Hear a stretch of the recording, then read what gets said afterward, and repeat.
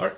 Hey guys, it's the Tim Gillette Show, and we are back with another one of our fantastic interviews today. We're going to do 100 in 30 days. So I'm going to bring on today one of my clients and close friends here in the Dallas area. He's probably going to play a tune or two. He's a musician. He's good at it. Maybe he'll even play our blog and video content. I don't know what he's going to do. But anyway, I know John Everchester. I've known him for very many years. All right. He's been in my inner circle for the past 2 years. And it's a great thing that he does. He's a music therapist by trade. And he's somebody who actually can help you, empower you with what you're listening to. So let me bring him on here real quick here. Hey, Johnny. Hey, Tim. How are you? Good to see you again. Good to see you, man. So, hey, you got the guitar. I do. It's attached these days. I'm trying to sharpen up and not lose some skills. I noticed after being in this imposed exile that I was starting to lose some skills like voice and dexterity. So I'm kind of trying to keep it a little bit closer. See what happens. Yeah, I'm losing some skills too, being stuck inside. My skill to drink coffee. Yeah, but how's your wine drinking skills going? Huh? That's an issue. I got to practice more on the wine. I don't have any beer to practice on beer, but whiskey drinking, I've got that down all of a sudden, man. I'm still sharp on my beer drinking. Yeah. I'm all right. It's just, it's just how much alcohol can you drink? I wonder sometimes after I've been in so long. But anyway. So what their stocks have gone down. Their stocks have gone down without you around. Oh, I know. I say. What are you up to, my friend? Well, I've been working on content creation. I think this is one of those times that we kind of wish for, but then we don't, because this is costing a lot of people very dearly in many different ways. So if you're imposed to sit down, if you're made to sit down, then you might as well make the best of it. This is what's going to separate the men from the boys moment, if I could use the gender vernacular, and help people to, you always want to be a writer. Now's the time. You always wanted to take that class. Now's the time. On the other hand, then there's those guys that been telling their wives, yeah, I'll get to it when I've got time. Well, welcome to it. You've got the time, so you might as well enjoy it. Yeah. So content creation is my main thing. Also, I've been taking a couple of classes, working on CEUs. Excuse me. Thank you. And so it's been just a time of rebuilding and reorganizing mentally.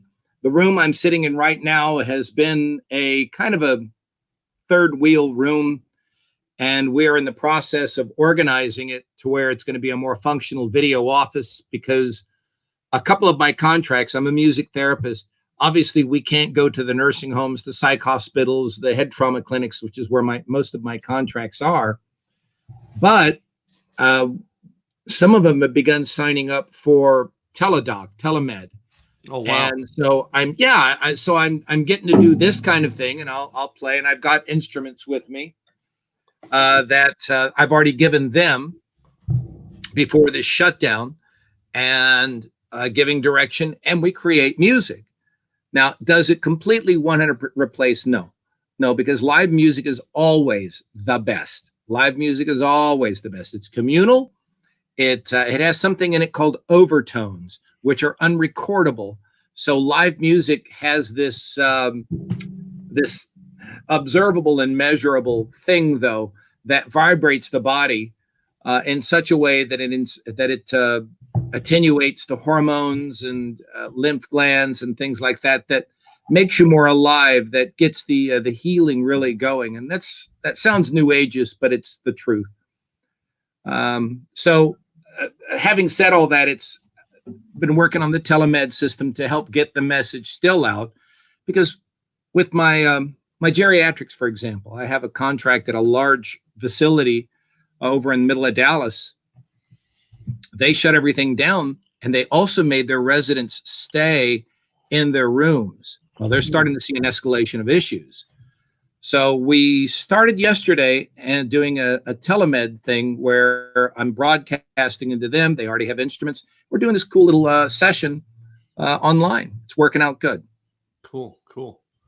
So, I mean, Yep. basically, you're a music therapist by trade, right? Yep. But recently, you've been doing stuff with people in their playlist. Yeah, that's been interesting. They say as a entrepreneur, you don't go and overreach. You don't create things that really aren't yours in your heart. You do something out of passion. Mm-hmm. And working in psych for 26 years as I have, I would see people use their music in such a way that it wasn't beneficial. It would pick at the wounds. Now, you heard me talk about this enough to where I always pick on Pink Floyd, for example. Now, I love Pink Floyd. Don't get me wrong. I'm an older guy. Tim, what's your favorite Floyd album? It's got to be The Wall. Okay, why? I came out at a point in time. Of course, someone comes to my door when I'm here.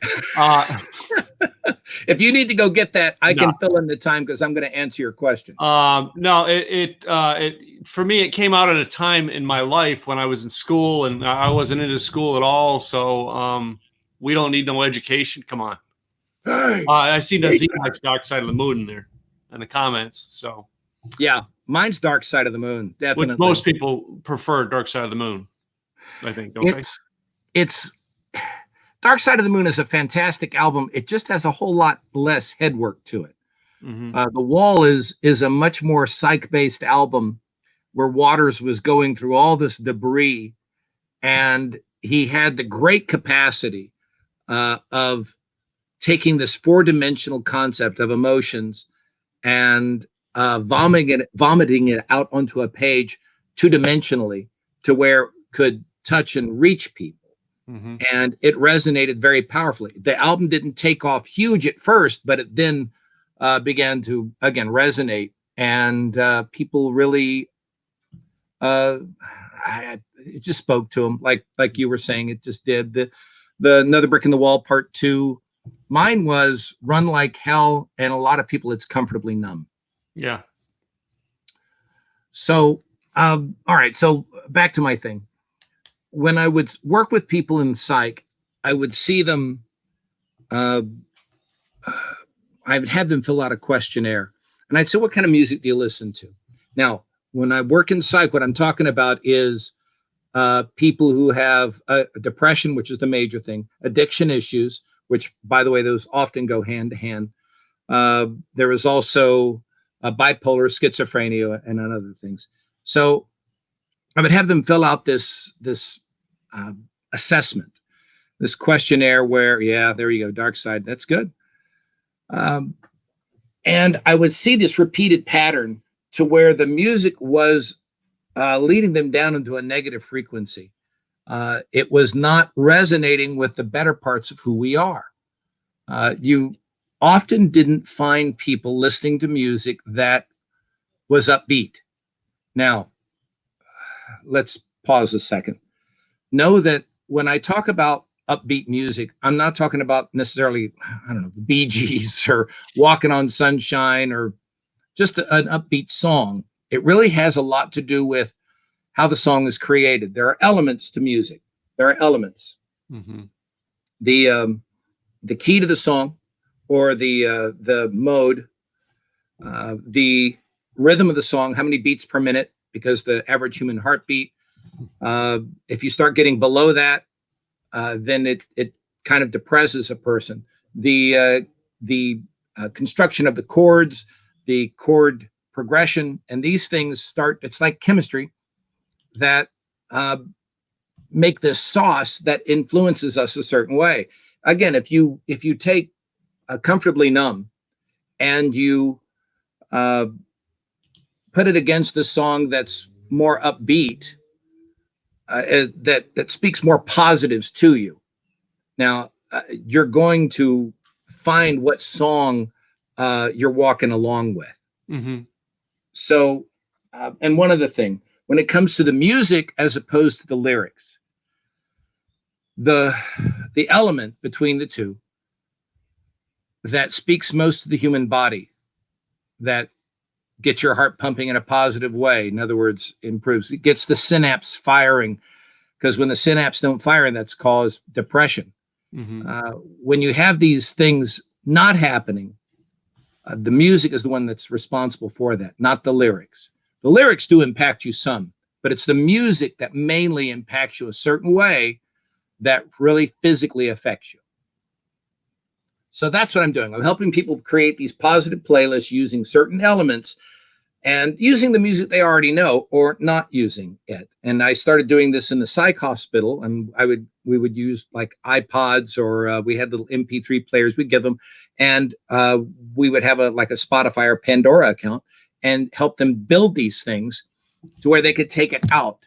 Now, if you've got, and of course I'm speaking a lot to mental issues, but also know this, right now we are isolated. And thank God we have at least the internet for this. But when we have this belief system that says we can't, you're right. Somebody said, who is it that says, if you believe you can or you can't, you're right? Yeah, either way, you're right. Yeah. Yeah. So you want to start filling your head with things that say you can. So that's just plain motivation. And it was Zig Ziglar, I believe, that said, somebody asked him, why do I always have to get motivated? Because, I always get depressed again, or I always feel like I can't. And Zig says, well, yeah, he goes, take a bath every day too, Yeah, exactly. Right. You got to eat every day. You got all these. So it's a normal process. So don't knock yourself if, gosh, I feel depressed again, or gosh, I feel like I'm unmotivated. Sure, you do. What are you listening to? You should have every trick in the bag. Every trick, what you eat, what you listen to as far as music, the motivation, the people you have around you, the physical things you're doing, like taking a walk, you're getting exposed to sunlight, full spectrum light at least, to get all these things going. You may believe that it comes easy for some people. You're just not seeing what's happening underneath, under the surface. So Nazim here, who's listening to us from Italy, actually put a question in here. Let's put it up here on the screen for you to answer. In this period of isolation, how important is your approach and our requests going up? Hello, Nazim. Italy, nice. Okay, so here's the. I think what you're asking. How important is my approach? And I'm going to say even more so. Am I getting requests? Yeah, by several percentile, my people are inquiring about what I'm doing. And the reason is because I'll help you along for, a while. But after a while, once I teach it to you, I'll leave you alone. Just go off and do it yourself. I teach people to use music that they already know to get the things they really want. What a neat concept. So, yeah. It's not like I'm going to teach you, theology, which is a great thing. I'm not going to teach you a lot of things you don't know. You already know your music. It's how to apply what you already know to get what you really want. So the requests are going up, and as far as importance, even more so, because music is social. Yeah, music is highly social. You can look several years ago. It was a total. Gosh, what were those guys' name? Garth and I can't think of it. Anyway, I was sitting listening to the radio in the car, and the windows are down, and they were playing, of all things, Bohemian Rhapsody. Oh yeah, yeah. And I was bopping my head up and down, going, yeah, and listening to. I look over next door. There was a guy and a girl. The girl was driving. The guy was in the passenger seat. He was doing it too, and I'm going. And rolled down the window, and I could hear what they were playing. And we were like, yeah, it's a communal moment, even when you're isolated like that. Yeah, Wayne's World, that's where it was, yeah. Thank you. Yeah. Nazim knows it. He's on top of things, man. I'm glad somebody knows American culture. I've only been here all my life. Oh, my gosh. Oops. So, but, John, you weren't always in this, all right? You went through psych. You went through, all right. What led you to what do you think? What led you to where you're at right now? What is the motivation you think that got you to want to help people with the playlist? Wow. I when I was a young kid, and I mean just a punk young kid, when I was before I was even a teenager, Mm-hmm. I was discovering that people were listening to music that was culturally appropriate in their family. I grew up in Houston. I had a lot of Latino families in my neighborhood, and they were introducing me to their music. They would, Mm-hmm. they would have birthday parties, and they would play, the music that they were familiar with. And there were some black people that lived across the street, and I played with this kid named Carter, and we had a great time. He listened to his music, and they turned me on to East Coast surf music, what we call it, which was just the Atlantic R&B stuff. Mm-hmm. Anyway, I started to notice that everybody has their own little vibe. Now, is that right or wrong? The answer is yes. It's right if you use it healthy. It's wrong if you're using it to self-harm. Mm-hmm. Now, when I again getting into psych, I saw how people were normally using it wrong. But before that, even when I was dealing with my own depression and homelessness for a while, I started to make different choices in my music. And today I still have to do it as well. I listen to an instrumentalist, or at least I used to, for quite a while. Beautiful music. But after I started to look at his chords and I started analyzing his chord progressions and such, and it's always instrumental. He doesn't have words to his music. I'm going, this is just picking at wounds. And like my mom used to say, if you're picking at wounds, you're never going to heal. You're going to have to pick different music. So to answer the question, I think I've always had that that POV. It comes from my father to some amount, who taught me to listen to music. And he was an upbeat guy. And his music was big band and some 50s and 60s stuff. And you could tell the music he listened to was generally upbeat or lightly romantic. Happy people are romantic people, because they have these hopes about what they want in life, and that's romance. Wow. So it speaks to that. I've had it all my life, and I've used it in such a way that when I was going to my internship at a VA hospital in Topeka, Kansas, the reason I got the internship there is because they wanted to find out about how to use music like a prescription. Again, my dad was a pharmacist, and prescribing music to help people, which they did by instigating a lab. And we helped move people through this lab to start changing their listening taste. Mm. Well, interesting. And Nazim, of course, Nazim's very interested in this topic, so he's going to ask a couple questions. I just know that way. Have you dealt with kids with autism? Oh, yes. All right. And what are some of the techniques you've used with them? And as always, first of all, make sure with every question I get like that, I always say it's, individual results may vary, but I have to. The marketer's disclaimer in there. Yeah. Yeah. Let's scroll it underneath. But here's the answer. With kids with autism, what I've done in the school settings and also in psych, because I've worked with all the way from pediatric psych, the little kids, age 4, all the way to gero psych and memory care up to people over 100 years old. The answer is, regarding people with autism, children with autism specifically, is often they want some kind of sensory input. So they want something with a lot of bass to it, or they want something that helps reduce the anxiety and gets their breathing level, gives them a sense of boundary where they're relaxing, they're at peace, and they can focus. If they hear a whole lot of music that's overly produced, it has a lot of vocals and drums and all this stuff, it's way too distracting for the ones I've worked with. If you want to help them with their schooling, you want to help them with a social skill, with a life skill, then the music is almost meditational. It's slower, and it helps them to make their own pace at things, take life more in a as it comes at you instead of being plowed through it. But again, it depends on what you really want with what they want to do. Yeah. Okay. So in all this, all right. Now I know your wife was in music too, right? Yep, she's a music therapist as well. We met when we were in college, and I'm the one that discovered the music therapy, and she was like, "Yeah, I want to do that too." So Is it a good thing to marry someone who does the same thing as you? Well, I got 4 kids, and so the marriage part worked. yeah, but it produces inbred children. So it's no, it's yeah, there. Yeah, I'm getting a dirty look from the kitchen.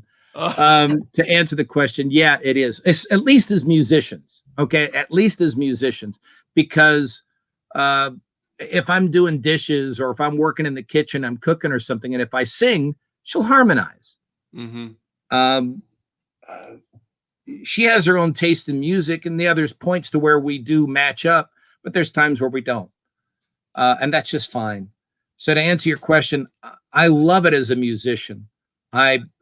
However, we're both very passionate people. So there are times where we have to step back and go, okay, I'm right and you're wrong, and we just need to stop there. Aha, I see. And that doesn't work. No, it's we've been married 26 years.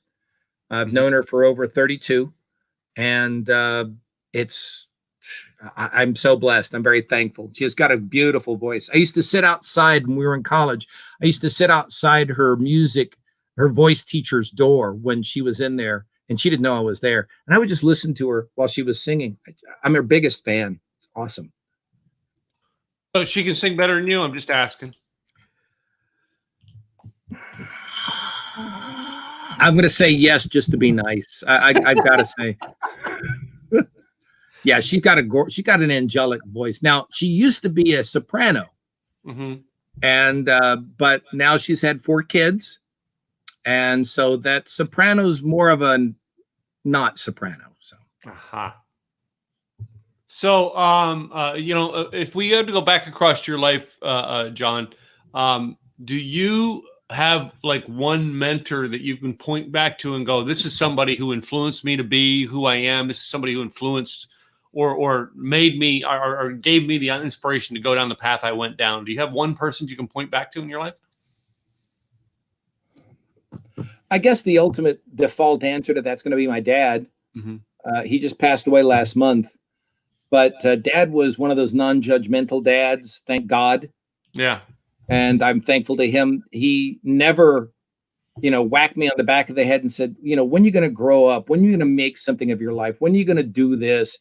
It was more like, the story I often tell when I was a teenager working at Brahms, and very happy to work at Brahms because I ate.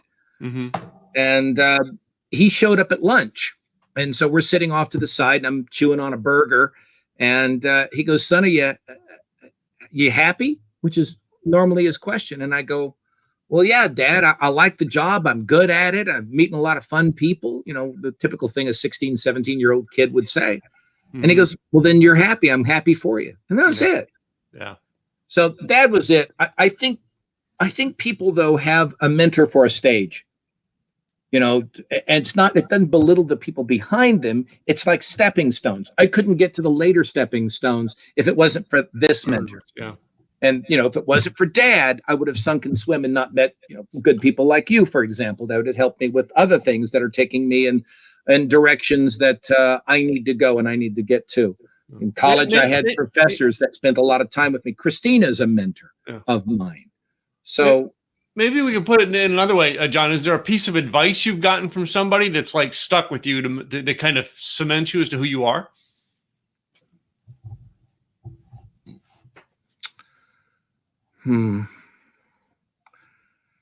Gosh, that's like trying to distill Niagara Falls. I've been given a lot of advice, either backhandedly or just waking up in the middle of the night. But I think my main thing that I've been told that I still struggle with at times is that, yes, I can. And it's just, yes, you can. Mm-hmm. I don't need permission. I don't need to wait. I don't need to get more from somebody else. I don't need to organize it. It doesn't have to be perfect. Yes, I can. Okay. And that I've heard in various forms, from my faith to my wife, and just people that I've known over the years. So, and I hear it from my music now. Cool. I mean, it's just always, I always find it interesting, but you know what I mean? That people, there's always something that seems to trigger people to go the way they've gone. And you know what I mean? Almost always it's like, you know, I've taken the path I took because of Zig. I mean, I took the path before that because of my cousin Tommy. I mean, it was like, there's different people of influence, different phases. But I mean, to me, I've got one that goes back to like I was a 21-year-old kid, and a boss that I had a part-time job, and just said to me, Tim, I want you to run this job like you own this business. And I was like, you know, it made me take ownership of a lot of things in life. And some of us get weird things like that stick. And I'm like, that's like this much of my life, you know, but it makes a big impact. But same thing, my dad was a huge impact on my life. All right. And you know what I mean? He was never the guy to go, you know what I mean? There was times that was called for discipline and rough parenting. But most of the time it was, as an adult, has been, all right, yeah, you can do that. Go do it. Let me know how it works out. Keep in touch with me. You know, I mean, I remember getting back into the car industry, and my dad would have a drink with me every night on the porch and ask me how the job was going. You know, that's cool. Kid, 19 years old. That's cool to have.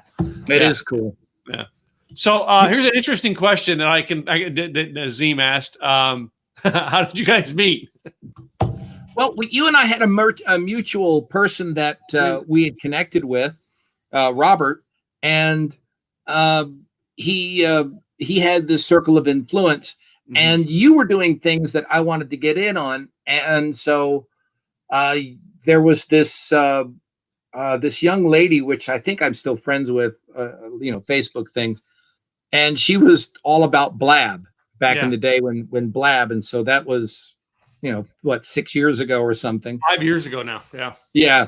And so I went to, and you were having these like Tuesday evening things at a restaurant, and a real inexpensive entry fee, but just to make sure people could have some skin in the game. Yep.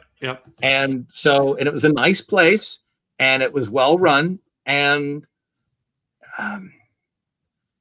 so that's, and I took a picture that night. There's a picture of you and I, which I've since sent you, of you and I standing together, because I was going, yeah. And I followed you ever since. And one of the great things about Tim, folks, I can edify him about, is that Tim gives away the farm. And I read another article today about people that say, you got to give it all away. You give it all away. And people are going to see, one, that you're generous, two, that you know what you're talking about, and three, it intrigues them that if he's giving away this much, for Pete's sakes, there's got to be more. Yeah. So Tim just gives and gives, and he's like that as a coach. I've had him coach for 2 years now, and he's never said he's too busy. And we've met at his country club. We've met at Starbucks. Y'all remember Starbucks? Yeah, I remember Starbucks when they had it still. We've met on Zooms. We've had phone calls, and he always gives me this list. And I've had to many times. I'll go, okay, stop. That's enough, because he's this fountain of information. And then I have to say, okay, stop. You're giving me too much. I can't implement all that. I just need to shoot the bullet in this direction, and I'll call you after a while for more. Yeah. And that's what works for Tim for me. Tim is. We met through John, or through Robert. Robert, was a great friend of mine for years. And very knowledgeable man. Yeah, he's a very good man. Very good heart. All right. Yes. And yes, he has a great heart. he's got his demons as well. And but he's a man with a great heart. And we, for a while we were doing a lot of things together, and then all of a sudden we weren't. And it's like, I still love him, just don't see him anymore. I'm sorry, but we just don't see him as much anymore. But that's business. Our business has come in for a while. But the greatest thing he did was introduce me to you. You know what I mean? It was one of the coolest things, is he introduced me to you. And at the time you were working with him, I had no, I never approached it like, well, someday I'm going to make him my client. No, I just we became friends, and I offered him a free ticket to one of my events, and he came and he like signed up for the coaching program and everything. I'm like, okay, yeah, let's go. I remember that a couple of years ago, you were having one of your blog and video cons. Yeah. And you were saying, I'm giving away, a couple of tickets to the first, I don't know. And I said, yeah, I'll take a piece of that. And I was hoping I got in, and because you had other people that certainly signed up, and you emailed me a while later and you said, we'll see you there. And I texted you back. Does that mean I won? I mean, and sure enough, yes. And you're right. I went there. I was educated. I got some, and I just got the vibe. I mean, that's why one of the reasons you go to the conferences, folks, is networking, and you get the vibe of the leader, of the person like Tim, because people resonate with that. And so, and there's other people. Someday Nazim's going to come from Italy all the way over here to my conference. I'm claiming it, Nazim. I just want you to come experience my room with me. Oh yeah. It's been a great friend for 5 years. So I did. I called my wife and I said, this guy works with me. I just like it. And it was a casual yet professional relationship back then. And it's warmed up into a nice friendship. So his daughter's done photography at my event, the last 2 events done by my photographer. Yeah. Awesome. That's a great story too. My oldest, my 17-year-old, is a bit of a photographer. Tim calls, hey, can Anna take pictures? And I went, yeah. And she's done it twice. And here's a funny story. He had a talk with her during one of the conferences before he got up on stage, and he said, "How much are you going to charge if you do headshots for people?" And Anna, just totally unaware of what she should charge, goes like $10. And Tim goes, "Yeah, $50 would be good." On stage, coaching her on stage. Yes. So he gets up on stage and he goes, Anna's going to do headshots for 50. And Anna's in the back of the room going, what? And I had to tell her, and I think you coached her as well on it. Yeah. You were going, you're going to do the same thing. It's just, you're finally going to get paid for what you're worth. Yeah. Yeah. And I do. I coach a lot of kids. I push a lot of kids past what they think they can do. We had Chloe Ray on our stage as a musician, and she did fabulous, but basically came to me, and her mom and her dad came to the event, and we're like, what else can we do to help you? And I just sat with Chloe and I said, I'm going to give her a little gift. I know she was willing to do this for me for free, but I'm going to give her a gift, and I'm going to do it in a way that's going to make her eyes light up. And we've got a picture of it, because I think Anna took pictures of it. We're doing pictures at the picture center with her. And sure enough, I walk over and I give her $100 bill cash. I mean, and little Chloe's like, she's not even, I think she's like 10 or 11 years old. All right. She was ecstatic. I get $100 bill, I do that with the world, man. I want them to believe, Absolutely. I do it with my own kids. I put my own kids on that stage because I want them to believe. Yeah. That's right.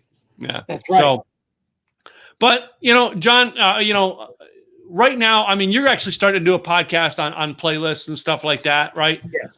Do you have like a website we can tell everybody about? Sure. That's going to be at Ivor Chester, IVOR Chester.com. There it is. Yep. And also you can get me on the OBBM, Offbeat Business Media website. They also have an app that has a lot of other great people.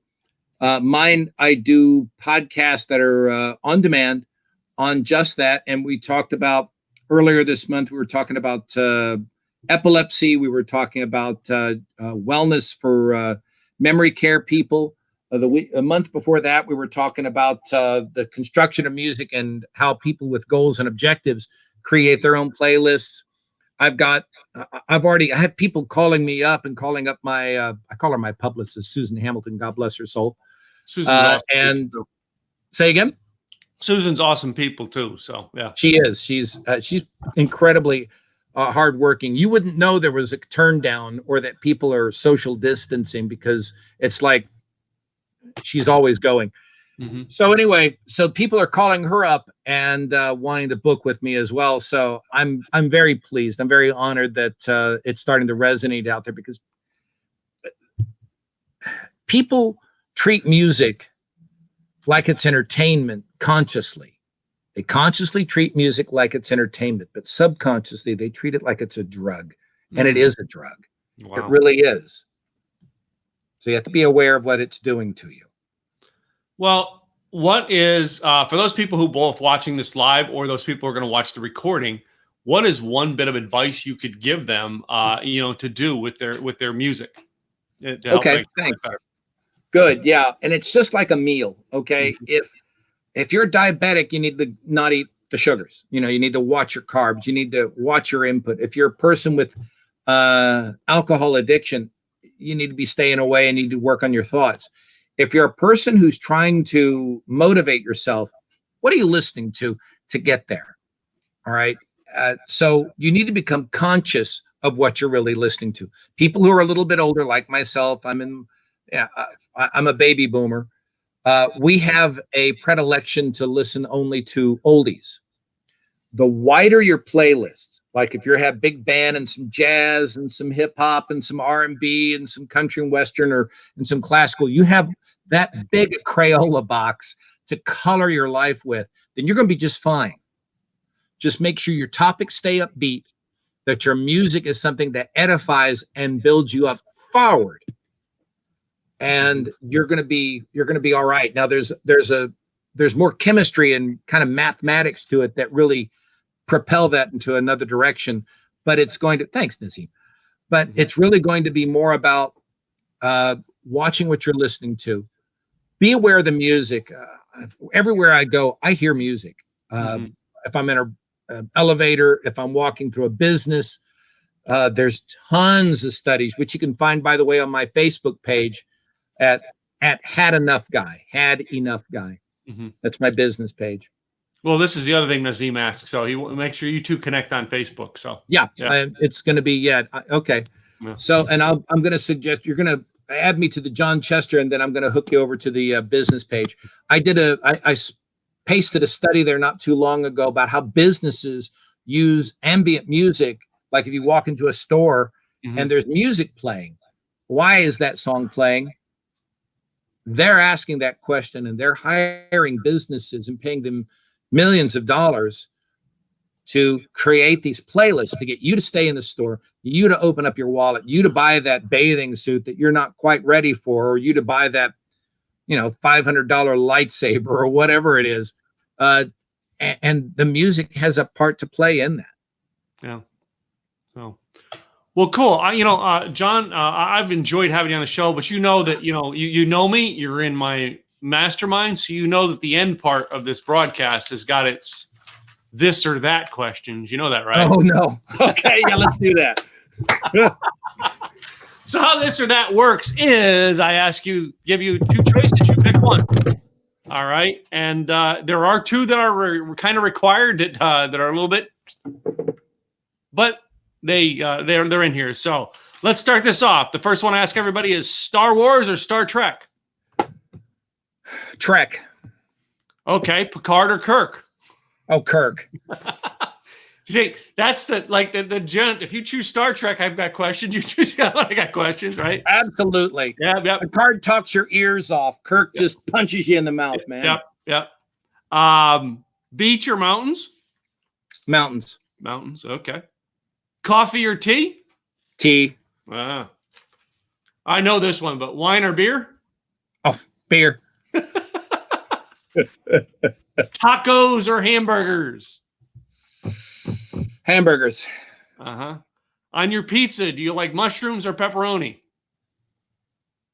Neither, but I'll go for mushrooms. And then I have the two in here that everybody always loves, especially in this time of toilet paper shortage. Does toilet paper go over or under? Oh my gosh.